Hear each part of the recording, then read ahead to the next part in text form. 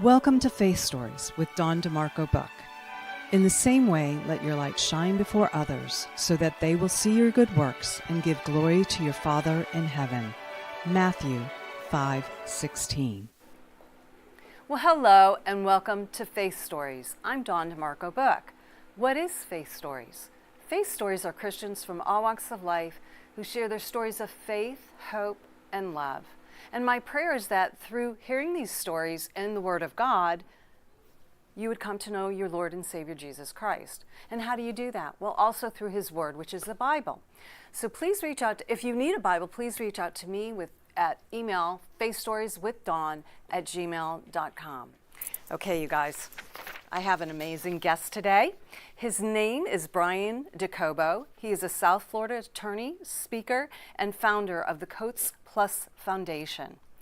After losing his young son Ethan to a rare genetic disease, he continues to fight for his son Liam while inspiring and guiding other men to lead with faith, strength, and integrity through life's greatest challenges. Okay, you guys, you're going to meet Bryan right after these messages, and he's awesome.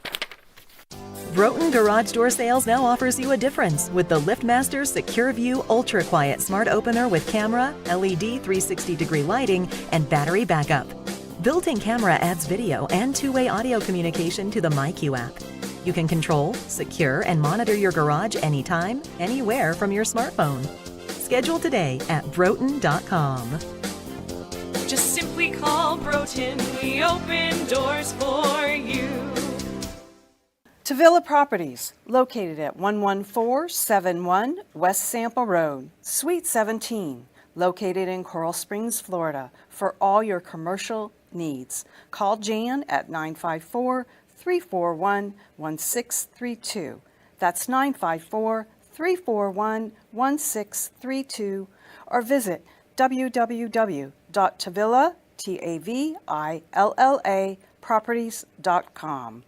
Discover Rosie's Garden. The collection draws inspiration from the beautiful niece of the founder, Rosie, who brought joy to many before passing too soon. Her beauty and spirit are reflected in every piece. Founded by two friends, Rosie's Garden is a female-owned brand passionate about creating stunning, elegant jewelry that embodies the concept of bellissima, the Italian word for beautiful. With a philosophy rooted in grace and elegance, the brand crafts each piece of jewelry using only the finest materials, including 18-karat gold and the highest quality craftsmanship, ensuring that every piece is a true work of art.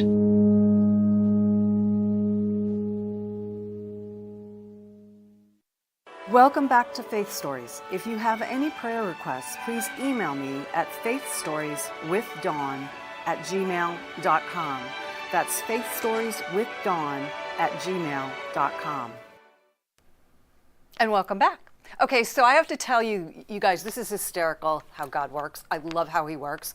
So Bryan had a podcast here, and it's called, tell me the name again? Gentleman's Tribe. Gentleman's Yes. Tribe. Yes. And we never had the opportunity to chat. So a couple weeks ago, we actually were able to talk some more. And I found, of course, my first question before I invite anyone on the show is, are you a Christian? And he mentioned that I was agnostic, but now I am walking with the Lord. And I love those kind of people because they have such impactful stories.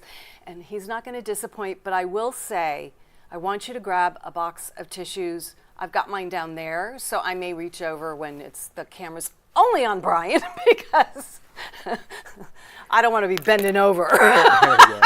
So Bryan, thank you for coming on the show. Thank you for having me. It's an honor to be here. I love your mission. I love your passion.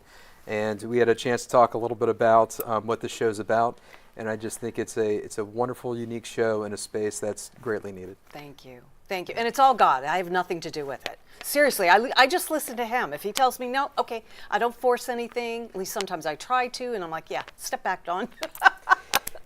It's interesting you say that because there's stuff in that realm that I would love to get to once we start getting more into the story. But I hear you when it's not really us; it's something working through us, and I appreciate that. Absolutely. Yeah. So Bryan, let's talk about your upbringing, because you're a new Christian. Yeah, so culturally Christian. We weren't a very religious family. Right. But we learned the Bible in the home. We were taught these values that are Christian values. Right. You know, I'll never forget my mom's words. What's the right thing to do? Yeah. Guiding principle. You know, and giving back, being there for people, not Right. just in words, but in body what you believe yourself to be. And you know, later on, it wasn't till I had a breaking in my life where I found my way to where I realized everything I was being taught were Christian values. Hello. I know Exactly. you don't Right. you don't understand necessarily what it is. Like, I knew that Jesus was my Savior as a little girl, right? But I came to know Jesus in my 30s. Amazing. You know, Yeah. that this relationship. But I didn't have that until I was in my 30s. Kind of like Jesus when he started preaching. But I'm not calling myself Jesus. Just kidding. Right, exactly. Well, you know, Far from it. but you know, there's a time where, look, it's we could guide and we could teach our children, you know, the path. But at the end of the day, I believe it takes experience, and a lot of times it takes very tough experiences. Right. I mean, even with Jesus and his walking, he was obviously built very different. No kidding. But there was 10 years where, you know, the lost years. Those weren't lost years. No. Those were the years Right. where he evolved, and then he began preaching at 30. So I think that story when really resonates with kind of, you know, not saying Jesus either. I but, know. but- None but of us but are. it's an unlocking, okay? But where you kind of find a way to spirituality, you know, but that's what Jesus is. Jesus is the path. He's the way. He's the example out there to live your life, not just in what he was saying, but what he embodied and who he was, you know, was in this world. Right. These are lessons for us to follow. So that's why it speaks so much to me that 10 years of he was evolving. He was a carpenter. He was doing what his heavenly Father wanted him to do, and then it's like, okay, now it's time, and now it's time to show Correct. who he is, not only back then but now.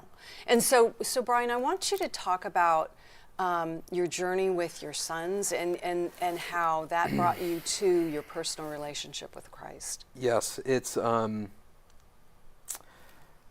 had 2 children with a life-shortening rare disease. My 4-year-old son, Ethan, in that picture, the young one there. Ethan and Liam, right? Ethan and Liam. Ethan Oh, went what to a heaven beautiful picture. last year on June 30th. Oh, wow. And we're fighting for the life of that other little boy. And we're doing everything we can. And what's interesting is, in our household, my wife is culturally Jewish, but not really, you know, and I was culturally Christian, but not really for a long time. But the way that we dealt with the grieving was a little different. Sure. For me, I kind of stepped into the masculine, saying, okay, I know it's a rare disease. They're saying it's hopeless, but if we could define it, we could attack it. Right. And I just got into... Well, men are like that, though. Yeah, They want to that's- fix your problem. That's how we're designed. Right. And, you know, And thank God. Yeah. No, seriously. It's a blessing to have men that are like that, you know? And I'm happy to hear you say that, because also I think that we, not to get too off base here, Right. but we're in a time where it's almost the competition of the masculine and feminine, where I believe it's more complementary. Right. Because what my wife brings to me is what I bring to her, and that's why It makes... it works. Exactly. Well, And- hello, you know, Yeah, God exactly. created man and woman. There you go. Marriage, hello. And exactly. So, but the way that I dealt with it was diving into the masculine. Let's go. We've made a lot of strides. You know, we found a drug for off-label use. We're utilizing stem cells. We have a gene editor to say yes to creating a gene therapy. I just have to raise a substantial amount of money. But what's interesting is this, is that the technology that needs to be developed to save my child, it's not just about one child. Right. It's not about one disease. Yeah. The technology that we're going to glean from this will affect not just rare diseases, it could affect age-related diseases, and also longevity interests out there with these certain vectors, which are delivery mechanisms for the gene therapies. Okay. But more importantly for this show, the purpose Yes.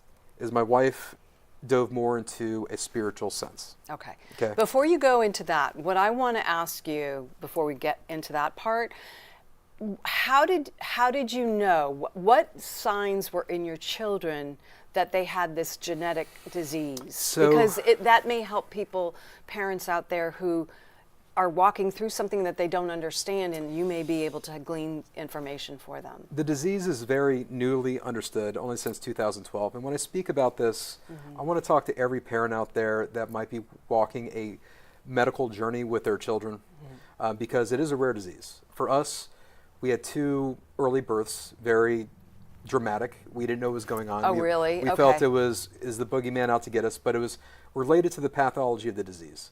Then there were certain challenges, and we didn't really know what we were fighting until one day Liam had a seizure, and the process of that is to get an MRI, and it revealed calcifications and cysts in his brain. Okay. And then ultimately it uncovered, the path to learn what it was uncovered that it was a condition called Coates Plus syndrome. Okay. I would like to share with any parent out there, and that ties directly into my faith, is that when you're told that it's hopeless, it's one step at a time, it's one day at a time. Even if you don't see where it is going, take those steps. And that is deeply tied to my faith, because if we did not take the action that we had, there would be no Coates Plus Foundation. Right. There would be no treatment of care now for all the children that come after my children. Darn it, maybe we got a chance to save Liam. Well, exactly. Right. Wow. So now you've got your wife doing the spiritual part. Correct. Now was she? You said she was Jewish, but she wasn't a practicing? No, not a practicing Jew. It wasn't even Judaism that she was into. It was more type of philosophy. But what's interesting is, I sit in an interesting seat, and I will say this is because a life of somebody that was mainly, quite candidly, agnostic for 43 years. Okay. That has a culturally Jewish wife, from a cultural Christian background, that's understanding these deeper spirituality, that has a curious mind to learn, reading Eckhart Tolle, other things. You start realizing that a lot of this is seeing something similar from the same frame. I believe what speaks to me in my life is the Christian framing of that. Right. That's who I am as a person. I'm respectful of other people, but that's kind of where I see. Right. So how did you start going to church then? I mean, because it's obviously God was stirring in you. He was. He didn't want to let you go because He doesn't want to lose any of us, you guys. He wants all of us in heaven. And I didn't know it at the time. Of course but that's not. exactly what was happening. Yeah. I'm pretty tough. I have grit. Okay, but when certain relationships in my life aren't where they should be, I begin to fracture. Okay. I was in that place probably 3 years ago now, where, we're battling the onslaught of the rare disease while we're trying to find a cure, while we're trying to raise 2 special needs kids. Well, my wife can't work part-time to take him to all these medical institutions. I have my law practice that I have to keep running. Oh, by the way, I have to start a foundation. Right. And it's just this deluge. Balls in the air trying to balance them all, Balancing them all, juggling, and what's at stake. And I reached a point where I began to fracture. Yeah. Okay. And understood. I mean, oh my gosh, how can you handle all of that and not fracture? Oh, and it's funny because everything we speak to, I would think of other sermons that I've attended, since my path to church, and that actually speaks directly to one of the early sermons I went to. But in this space, there's 2 things that I did. One was starting a men's group and being vulnerable in those spaces. Women might have not generality, but most women have a better way of opening up and connecting. Oh, yes. We as women love to talk and listen. Men struggle with that. Yes, and, I know. And I think that that I needed that space to unload and unleash, and that's why I'm very passionate about the men's group that we have. Yeah. But the other thing I did was I started going to church. And the way I found the path was I have a chiropractor. Okay. And, one of these guys that's just put together, he's like the 13th best CrossFitter in the world. Beautiful family, has another chiropractic office. I know he has a deep sense of faith, always giving back. And I'm like, it's like, I want to be him. But anyhow. No, you don't want. No, I know. You. I'm joking. I know. But I'm saying, and I just asked him, I said, Justin, I need something, man. Right. Help me out here. Yeah. where do you go to church? And he says, he does practice, because I've been to him, and he does. Justin Brown, by the way. He will talk about faith and while he's working on you. I mean, and if you are a Christian boy, you just talk about Jesus the whole time, which is awesome. You know, I mean, seriously. And what was disguised as conversation, I believe, was a whisper from God. Absolutely. And ultimately, he says, I go to Coastal, so I said, okay, I'm gonna check it out. Right, I have surrender. to. I surrender. Yeah. And I remember going to the very first time to church. Of course, I'm, just discreet, went by myself. And remember, I'm somebody that wants to find a cure to my kids. I want to hear they're going to be okay. Of course. And I'm fighting like heck. And the very first sermon was about you have to ask God for answers. And sometimes the answer is no. And I'm actually getting emotionally just talk about it, because to say that I was just trying to keep it in at the time is just understated. And I just, in my head, I'm I just need to get to my car. I'm going to lose it. Right. I need to get out of here. The sermon concluded, and as I'm walking out, of course, someone says, "Hey, Brian, aren't you Danielle's husband?" I'm like, oh. I just wanted to escape, but God wasn't letting you escape. Somebody else "Hey, Brian, is that you? I thought you were agnostic." I was like, oh, God. And then Justin shows up, and then a clown car comes out, and a bunch of clowns hop out. And I'm just kidding about that. But it was just I just want to get in my car, and I'm not even going to lie. I, for the first time, because maybe I mask the grief in working very hard, and I get myself super busy to avoid it. But that was the first time I just lost it. You were vulnerable. And I was embarrassed because I'm in public and I'm just bawling. And then I felt the community around me, and I felt the love there, and that it was a safe space for me to let out this grief, because you can't carry it. No, you cannot. You have to lay it at his feet. And as much as you think that you could carry the grief, you can't. And the much you think you could do it on your own, there's something different when you tap into Jesus. Yeah. Okay. There was another sermon that made me think of when you're speaking earlier, and on stage, Shayla. I go to Coastal, TJ McCork, amazing pastor, and then Shayla, his wife, equally impressive, and she gave this one sermon, and she had a bunch of power tools on the stage, right, without the battery pack, right, and she was, and everything I was going through, I'm whacking, I'm doing all this stuff, and I'm just, I see where this is going, yes. And she said, hey, but you're doing all this whacking, you're getting stuff done, but you're not plugged into you're the not source. Plugged in to Jesus. Let me tell you that completely spoke to me, and when I had this shift of faith, and the idea of surrender. The idea of God is guiding you. You're being pulled into a direction. Right. Just surrender to it. And you may not see it at the time, but you know it's the right way.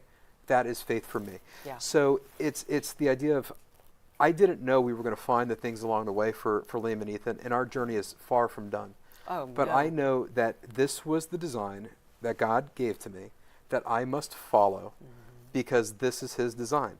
And ultimately, when you feel like you're being pulled, you have to trust it, surrender to it, and go. And it's not Bryan Docobo that's taking these actions. Right. It's this design of something living through me to be pulled. Jesus, you're following in the steps of what Jesus wants you to do. And that's the thing. It's when you're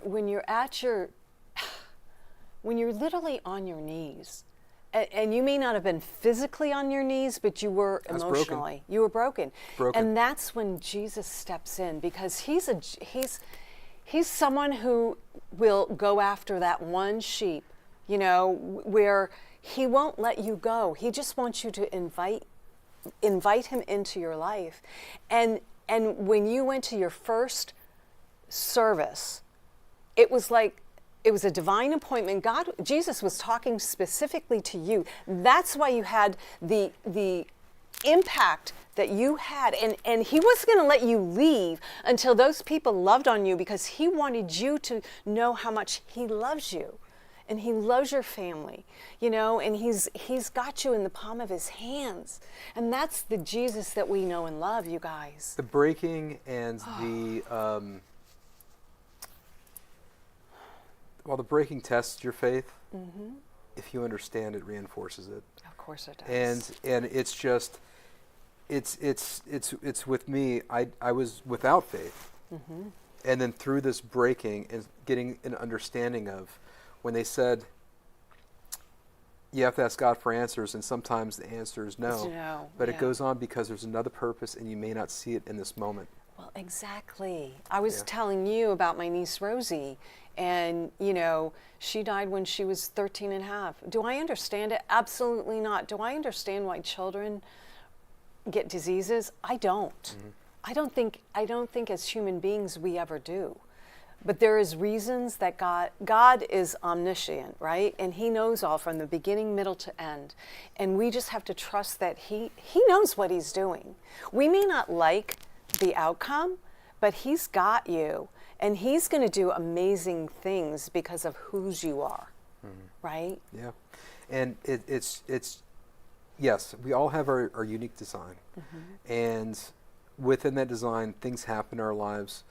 And it's just, if there's one word I could just share with the audience, is just trust. That voice you hear, there are guardrails on it, but that voice, that state of consciousness, I do a lot of reading, and from different areas, but it's really giving me a better framework with my own faith. So for example, are my thoughts my own, are what I see out there that's, that are my senses that are going back into my body and interpreting that, is that who I am? Or is, my emotions even that come, and you're more observing it as a wave that come in, is that who I am? Maybe it's not any of that. It's that silent watcher inside. And in that space, in silence, in prayer, and meditation, that's where you could connect and you could find your way. And that's a practice that I'm in the process of really trying to implement in my life. Is, not that I am Bryan, but I am experienced life as Bryan, and it's creating that meditative prayer-like state, so I can walk the path I'm supposed to walk. Because sometimes it's confusing. It's and I ask God all the time. I pray and I say, can you show me where I'm messing up? Am I screwing this up somehow? Am I kind of going this direction, but I'm supposed to go over here? It's kind of like, right? But I have these questions, and what's reinforced is, no, Bryan, this is the way. You're doing what you're supposed to be doing. But I'm like, okay, I hear you, but can we get a little more technical? But they won't make it that clear. He never makes it that clear. There are moments where he is very clear, right? And you're like, okay, got the message. Right. But I think that's to rely on him even more, to surrender each day to him. And that's what you have to do, surrender each day, because we get in the way. Our minds are always going, and to quiet your mind and to hear God's voice is not an easy thing, No. It isn't. No, it's not. And it's just, but being, the practice of learning how to listen, because it's funny, I reach a point in my life where then I look back on my life and I'm like, oh, that was God trying to tell me something. Oh, hello, yes. And I totally ignored it.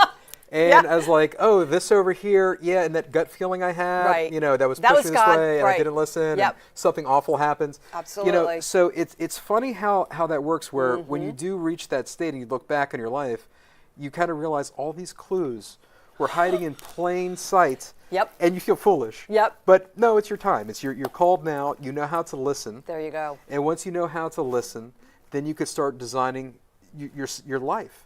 In so true. In his direction. Clues. It's funny that you say clues, because my friend Melissa, who I introduced you to a couple weeks ago. Yes. But no, she has a book called Clues. So you guys need to go out and get it. And it's all about listening to the clues that God gives you, because he is in communication with you. You're just too busy to hear. It's so true. I could chuckle now, because this was all stuff that was off my radar for 4 years. Now I'm looking back and I'm just, have a better understanding. And I just have to, I kick myself, yes, but at this point there's nothing that can be done. But I can listen now going forward. That's it, right? So that's something that I'm practicing on. But I have a question for you. Yeah. Oh. All right. Flip the script here. So as a new Christian or newer Christian, and I feel that I've kind of dove right into it. Obviously, we discussed a bit of our story. Right. What advice would you give a guy like me, or other people in your audience that, they're being exposed to Christian stories through your show, and may not be fully going to church, but are kind of interested. Right. What advice would you give people like us to that might help with the path? I think the best advice I can give is to find a Bible teaching church and to make sure they teach the Bible, because it is an equal opportunity offender. You may not like what you hear, but then that's the correct church you need to be in, because we need the word spoken. We need God's word spoken. That's what I would say. And getting into a men's group is really important. Women's group, whatever, small group. Those are the community, and getting tied in. That community at Coastal wasn't going to let you escape. No. Man, they were on it. They were like, we need to go after this guy because he needs to be loved on, and that's what I would recommend. Right. It's a wonderful community there, and unfortunately, life happens where I can't go every single Sunday. But you can watch. But when I go, I did watch online. He actually did a great thing on leadership recently. Yeah. But anyway, but when I don't go, I'm off. Like I feel it in my soul, and absolutely. And it's funny, but not funny, but just by design. Every time I go, I feel the sermon is tailor-made to exactly what I'm going through. He's speaking at that to you. moment. You just have to go and listen. Right. So right, exactly. Okay, so hold on. Oh, sorry. Yes. We're going to go for a quick break, and we'll be right back. There we go. Broughton Garage Door Sales now offers you a difference with the LiftMaster Secure View Ultra Quiet Smart Opener with camera, LED 360-degree lighting, and battery backup. Built-in camera adds video and two-way audio communication to the MyQ app. You can control, secure, and monitor your garage anytime, anywhere from your smartphone. Schedule today at Broughton.com. Just simply call Broughton. We open doors for you. Tavilla Properties, located at 11471 West Sample Road, Suite 17, located in Coral Springs, Florida, for all your commercial needs. Call Jan at 954-341-1632. That's 954-341-1632, or visit www.tavilla.properties.com. Discover Rosie's Garden. The collection draws inspiration from the beautiful niece of the founder, Rosie, who brought joy to many before passing too soon. Her beauty and spirit are reflected in every piece. Founded by two friends, Rosie's Garden is a female-owned brand passionate about creating stunning, elegant jewelry that embodies the concept of bellissima, the Italian word for beautiful. With a philosophy rooted in grace and elegance, the brand crafts each piece of jewelry using only the finest materials, including 18-karat gold and the highest quality craftsmanship, ensuring that every piece is a true work of art.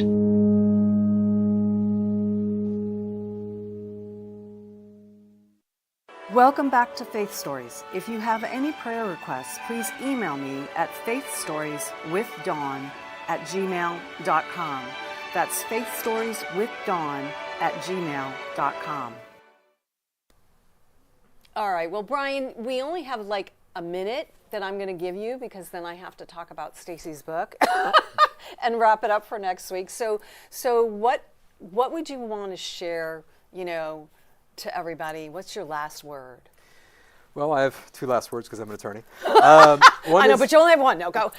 One is we do have a virtual 5K coming up for the Coats Plus Foundation. Okay, you could go to coatsplus.org to sign up for that. You could be anywhere in the world and sign up for that. It's for a great cause. It's part of my life mission. The second thing that, if I could leave your audience, is this. Mm-hmm. Grief is an invitation. Ooh, I like that. Grief is an invitation. Mm-hmm. And when you're at your lowest and you go to very dark places, one step at a time, one day at a time, find your faith. Ultimately, it is something living through you. It's not something happening to you. It's something happening for you. Amen. But you have to be able to listen and follow in His Word, and you will find your way. Oh, Bryan, that was awesome. Thank you so much. Thank you for having me. He's coming back, okay? I'll be back. This is an honor. He'll be back. Okay, you guys, listen. I'm going to tell you about Stacy's book, which I talk about every week. She was a dear friend of mine who lost her battle with cancer back in September of 2024. She wrote this amazing book you need to get on Amazon, Barnes & Noble, and it's about a young girl who ran away from home, had gotten into a huge fight, and she got caught up in sex trafficking. Unbelievable book. You can get it. Go out and get it. All right, next week, my guest is Lael, and I don't remember her, Baham, who's going to come next week, and she goes to my church, and she's an amazing singer. So join us next Wednesday at 3 o'clock, and have a blessed week, you guys. Ciao. Thank you for watching Faith Stories, where you will hear stories of hope, faith, and love. Please join us next week, and remember, God meets you where you are, but